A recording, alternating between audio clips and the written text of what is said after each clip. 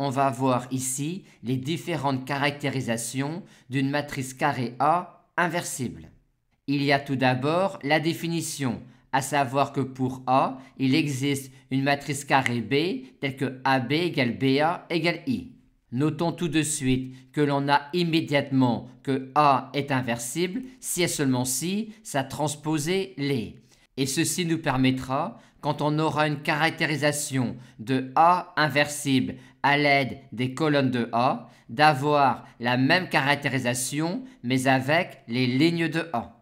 Un point important pour démontrer les différentes caractérisations que l'on va énoncer de A inversible est le suivant, même si en pratique elle n'est pas très intéressante.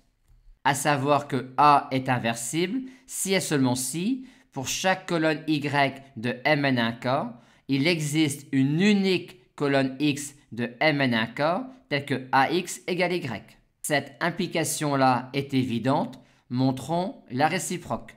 En écrivant cela pour la colonne Y égale 1, 0, 0, 0, puis pour la colonne Y égale 0, 1, 0, 0, 0, et ainsi de suite, on construit des colonnes x1, x2, xn, telles que, si on les met dans une matrice B, on a AB égale I. Sans s'être servi pour l'instant de l'unicité, on a donc réussi à montrer qu'avec cela, on a déjà l'existence d'une matrice B telle que AB égale I. On va maintenant se servir de l'unicité pour montrer que si l'on a AB égale I, on a également BA égale I. Et dire l'unicité équivaut à dire que la colonne nulle est la seule colonne telle que AX égale 0.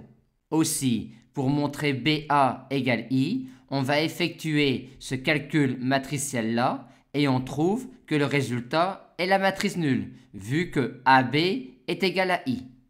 Aussi, en notant x1, x2, xn, les colonnes de cette matrice-là, on a donc que pour chaque colonne xi de cette matrice-là, AXI égale 0, ce qui nous donne, vu ce que l'on a dit précédemment, que chacune des colonnes xi de cette matrice-là est nulle et que donc cette matrice-là est nulle, ce qui était bien le résultat recherché. Une fois arrivé là, on remarque que dire cela équivaut à dire que chaque colonne y de Mn1k peut s'écrire d'une manière et d'une seule comme combinaison linéaire des colonnes de A, ce qui équivaut à dire que les colonnes de A constituent une base de Mn1k. Aussi, dire qu'une matrice carrée A est inversible équivaut à dire que les colonnes de la matrice constituent une base de Mn1k. Ce qui équivaut également à dire, vu cela, que les lignes de la matrice A constituent une base de l'espace vectoriel des lignes à n coefficients. Mais dire que les colonnes de la matrice A constituent une base de Mn1k équivaut à dire, vu que Mn1k est de dimension n et que l'on a ici n colonnes de Mn1k, que cette famille-là est génératrice de Mn1k, ce qui équivaut à dire que les colonnes de la base canonique de Mn1k peuvent s'écrire comme combinaison linéaire des colonnes de A, ce qui équivaut à dire qu'il existe une matrice carrée B telle que AB égale I. Aussi, dire que A est inversible équivaut à dire tout simplement que A est inversible à droite, ce qui équivaut également tout simplement à dire, vu cela, que A est inversible à gauche. Mais dire que les colonnes de la matrice A constituent une base de Mn1k équivaut également à dire, vu que Mn1k est de dimension n et que l'on a ici une famille de n colonnes de Mn1k, que les colonnes de Mn1k constituent une famille libre, ce qui équivaut exactement à dire que le noyau de A ne contient que la colonne nulle. Et dire encore que les colonnes de la matrice A constituent une base de Mn1k équivaut exactement à dire, vu la définition du rang de A, que le rang de A est égal au nombre de colonnes de la matrice A.